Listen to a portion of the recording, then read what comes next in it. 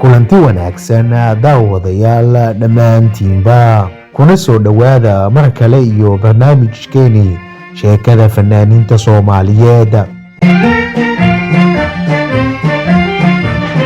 maanta barnaamijkeena waxaynu ku soo qaadanaynaa daawadayaal qisooyin kale oo fanka Soomaalida iyo sheekooyinka fanaaniinta ku saabsan.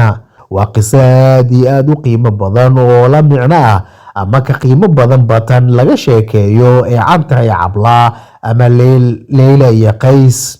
waxay ahaayeen fanaaniin ku suntan oo lagu tilmaamay jacayl dhab ah oo weliba nafurnimo ay la socoto. caqabadihii ugu waaweynaa oo nolosha ay laba qof isjecel soo wajahaan ayay ka gudbeen iyagoo eegaya jacaylka iyo weliba kalgacalka ay isu qabaan.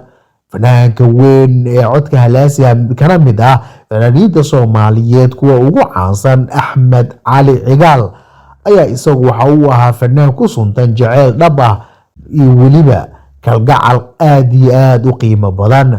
waxay jacayl dhab ah isu qaadeen fanaanada iyadana codka dahabiga leh ee la holi waayay Maryan Mursal Ciise Bootaan.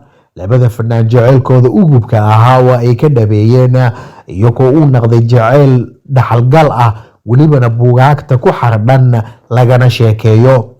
Axmed Cali Cigaal ayaa isagu waxaa soo wajahday caqabado aad iyo aad u badan isagoo weliba ay kaga imaanaysay qoyskiisa kuwa ugu sukeeya iyo weliba kuwa la dhashay intaba. Axmed ayaa isagu waxaa la diiday inuu jacaylkaasi guul ka gaadho iyadoo dhaqanka Soomaalida aadka u liita lagu eedeynayo inay gabadha fanaanada Maryan ay isjecel yihiin ay ka soo jeedo qoys Soomaalida ee si hoos u eegaan oo ah qoyska Gabooye. qoyska Axmed Cali Cigaal waa ay diideen waxayna sheegeen inaysan isguursanin gabdhahaasi Gabooyaha ah. laakiin Axmed Cali Cigaal oo ahaa nin nafurnimo muujiyay jacaylku gabadha u qabana aan dooneynin meel cidla ah inuu kaga dhaqaaqo ayaa isagu dhabarka u dhigtay welibana waajahay caqabadaasi kaga imaanaysa qoyskiisa. wuxuuna ka dhabeeyay jacaylkii familkiina ayuu seeska u dhigay. haddaba jacaylkii hirgalay ee Axmed Cali Cigaal meeshaas ayuu ka amba qaaday. ilaahay waxa uu kala siiyey labada fanaan laba wiil oo Kunciil iyo Keenadiid lagu kala magacaabay oo ahaa dhal jacayl aad iyo aadna u qiimo badan. haddaba nolosha iyo weliba dunida ayaa iyadu iska hadhka labadiisa gelin ayaa waxaad ku timid familkii jacaylka iyo quruxda badnaa khilaaf iyo weliba isfahamwa. dadka fanka Soomaaliyeed u dhundaloola ama ka sheekeeyaba haddaba waxa ay ka sheekeeyaan in laba qodob ay sabab u ahayd in qoyskii jacaylka ahaa ee Axmed Cali Cigaal iyo Maryan Mursal uu baaba'o inay sabab u ahaayeen laba qodob.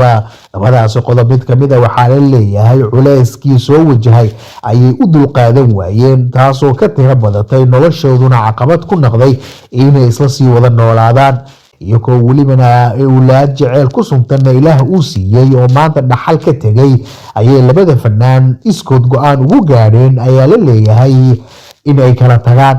laakiin dad kale oo isna fanka Soomaaliyeed ka faallooda ayaa iyagu qodobkaas ka duwan sheegaya. qodobkaasi waxay sheegayaan in fanaanka ay isjeclaadeen gabadh markaasi fanka Soomaaliyeed ku cusbeed isagana uu ka mid ahaa dadkii soo gacan qabtay.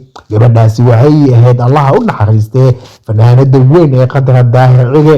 Qadra ayaa iyadu waxaa la sheegaa inay fankaba u soo gashay jacayl ay u qabtay fanaanka Axmed Cali Cigaal.